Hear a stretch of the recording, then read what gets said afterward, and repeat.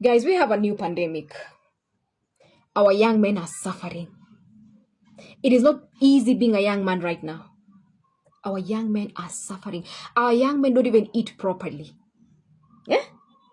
Ati eat a balanced diet. Ati today cook chicken, tomorrow cook. They can't. They can't afford it. Do they even have gas?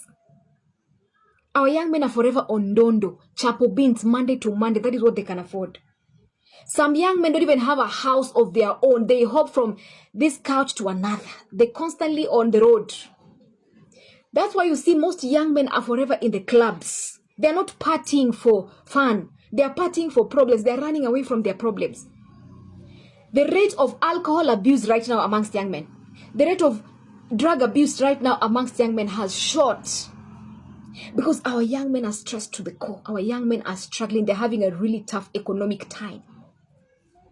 If you're a parent to a young man, please give them a call. If you're a parent to a young man, please, if you can send them food, send them food. These young men are not well. It is not well. Yeah? If you're a friend to a young man, please help them like a friend. If you're a girlfriend to a young man, please give him peace. They are going through it. Our young men are going through it. And they don't have as much opportunities as they should. And by the way, this has nothing to do with women empowerment. You can't give me a lazy argument like, oh, men are suffering because women are empowered. Nah. But whatever the reasons, whatever the causes, I am just here to highlight that men are suffering. Our young men are suffering. As a young woman, sometimes someone sends you money for free or buy lunch. But who sends men money? Who sends men money? You know, men, when you are stuck, you're stuck. And men don't talk. Men should not talk. Men should not cry. So men are dying inside. Guys, we have a situation. Men are dying inside. And you can't sit there pretty and laugh and say, hey, it doesn't concern me. I'm not a man.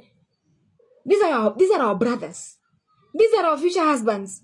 These are our colleagues. These are our friends. It concerns us. And I'm not here as a pick-me woman. I'm sure there's another lazy mind somewhere seated thinking, oh, she's talking like this because now she wants to be picked. She's looking for a husband on social media. She's a pick-me woman. If you know me, you know me. I'm not a pick-me woman. I'm just raising a serious concern. Men are suffering right now. And you have expectations from home. Oh, your parent expect you to send you money for this. Send us our son. Send us this money. You're in Nairobi. Or send us money for this. Best Jackwath. Your girlfriend is also here pressurizing you. Oh, baby, take me to a date to a 5-star hotel. Buy me an iPhone. Where? It is not easy being a man right now. Our young men are suffering. Guys, it is not well. It is not well. Ish. Yeah, that's a tough one. That's a tough one. I think mostly the things that she spoke about. I mean, I'm also a young man myself, right? And I can relate in also different stages of my life where I've felt displaced because the burden of performance rests upon men. And nothing around you makes it easy because, as she said, that women will get sent money, but men not so much. For me, I think this might be a long shot, but I'm going to be bold in saying it.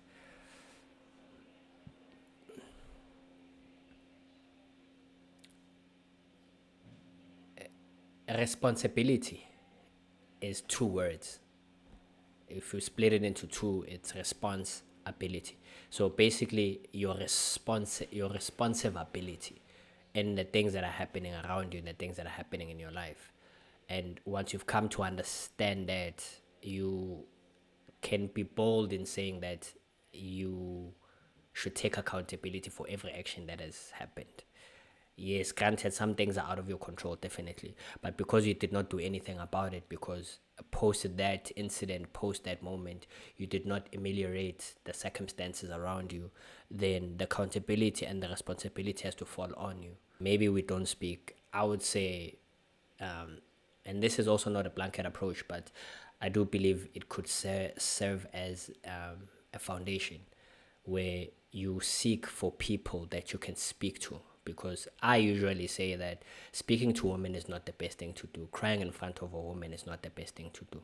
You want to do all those things in a space that you have cultivated with fellow brothers, with fellow friends, people that you respect, people that in some way or another you look up to, whether it's from a spiritual perspective, a financial perspective, but someone that can listen, someone that you could say something to and they listen to you and they hear what you are going through. And sometimes it's not really about the solutions. Sometimes it's really just about releasing that energy from inside you that will then clear your mind in some way. You want to tap into things that work with the body, because a lot of the times you find that our problems associate with the things that we do on a day-to-day basis. What do I mean by that? If you're not working out, if you're not running, if you're not attending to your hardware, your software, which is your mind and how you perceive things, it won't really help that much. So you want to commit to things that are pertaining or have to do with fitness, whether it's jogging every day to clear out, because you need an outlet. You need an outlet. If you can't afford a gym, the fact that people are on their phones, you can afford to work out inside or outside the house in some way or another as well, right? But there are things, I know that if you engage your mind long enough, you'll eventually get to the solution. That is one of the things. And maybe it might be idealistic. I don't think it is. It sounds idealistic, but I don't think it is, because this is something that I've applied in my own life. The food element of it, I know that we don't really care much about that. We don't look at we don't look at the things that we eat, as long as we eat, because in our minds, mostly we're just functional in some sense, you know. That's why we don't think of what we eat. The women that the women that are parasites in our lives, those are women that you don't need, bro. You have to be on your own. You have to fix yourself. That's the first thing. That's the first step of living a virtuous life, of seeing the greener side of life, or experiencing the land of milk and honey, is finding the answers within you and finding the right questions to ask within you. That is the solution at this point. It's a remedy of sorts. You can start with that. And I'm here to find anyone who has done those kinds of things, who has worked themselves, who has looked inward, would say these things don't work. You know, so you want to be part of a crowd that when you see from a distance, it looks like their lives are progressive. You want to be part of a running, jogging, chess club, things that are within your community, and you have to adopt responsibilities. If you're not really making money at this current moment, you sitting around and not doing anything is not helping you. And if you're waiting for opportunities, that's also the other thing about patience. If you're applying for jobs or seeking for opportunities and you're waiting, you don't wait and not do anything. You don't wait and be stagnant. You wait in doing other things. You wait in getting busy. You need to find things that you can do in your community. Find things that you can do outside. Make yourself useful, because the burden of the whole performance element of it is, once you don't perform, then also you're overcome by this deep sense of uselessness. You're overcome by this deep sense of uselessness, and that's not a good thing. Once you start being useful, once you start feeling like you're contributing into something, you start to think better. Your perspective and things around you, start looking at them differently. C'est bon, papa, attends, ouais. C'est bon, papa, attends, ouais. Pas face B. Pas face B. Pas face B. Pas face B. C'est bon, papa, attends, ouais. C'est bon, papa, attends, ouais. C'est bon, papa, attends, ouais. C'est bon, papa, attends, ouais.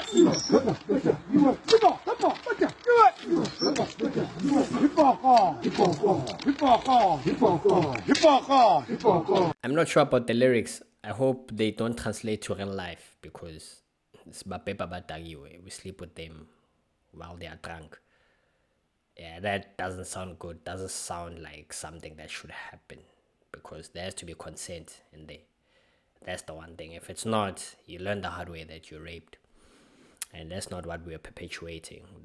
We are moving from that kind of behavior.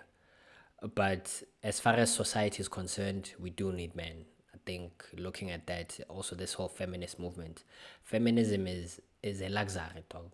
It's a problem for people, maybe for the middle class and upwards. Yeah, it's a luxury to have such things to go about and think about and contest and debate and refute and so forth and so on. These feminists won't even take jobs like this. They don't do things like this. And it also does not speak to what they are capable of physically. you know.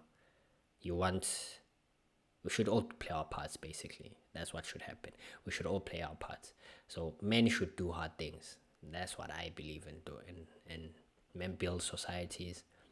I mean, you look at that, the railways are built by men. Women have their place in other places. But as far as contributing to society in the way of the working force, that is still an idea that I'm refurbishing in some way. I'm building onto, if it really has to be like that. There's nothing painful as a man like having a wife who defies your leadership. For example, you say, can we bring our incomes together? We budget, we work together. She say, that will not happen. Anytime you suggest something as a man, something that is legit, logical, reasonable, she just says, I'm not doing that. Yeah, that's painful. I wouldn't want to experience that. I think the big thing that I could take from that element is the idea that the man is leading, because he's suggesting that we should do this, that, and a third. The big thing that I can take from this interaction is that the man is leading, because he is being upfront and let's put together our salaries. Well, firstly, I mean, in this economy, maybe two incomes, not even maybe, I'm certain, as far as the numbers are concerned, two incomes are better than one.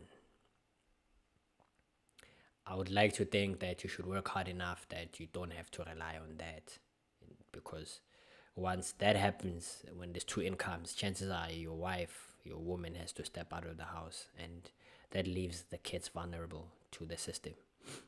Now they're going to be raised by the system. I don't think that's a good thing, at least how I've seen it, because now we're at the mercy of external forces. We're not at the mercy of our own doing. We're at the mercy of external forces. And if you can't spend time with your kids and vet what is really being, what goes through their minds and what they are learning, you're not in a good place. They can take your kids away from you. Still, two incomes are better than one. But if you're not there yet, if you're there, I mean, it might be, maybe not late, but maybe you need to think about new ways to deal with that situation. If you are not there yet, it is best that you try to do that. You work so hard.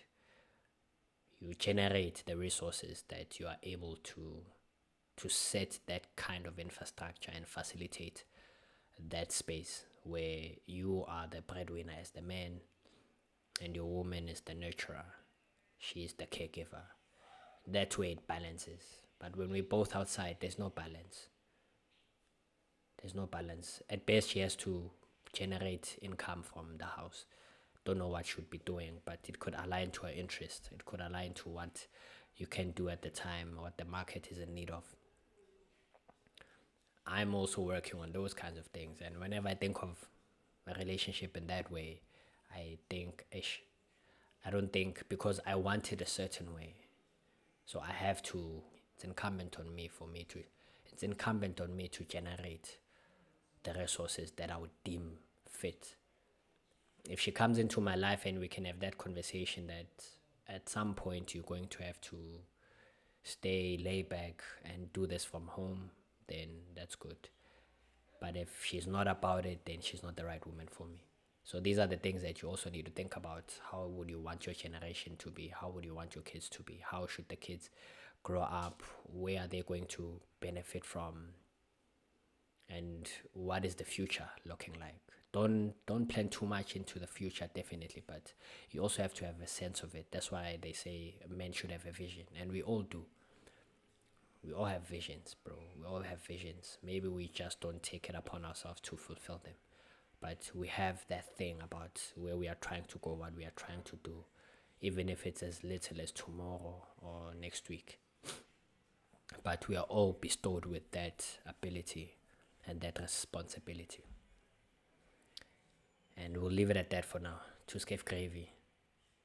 Stay fresh, get money, and seek God.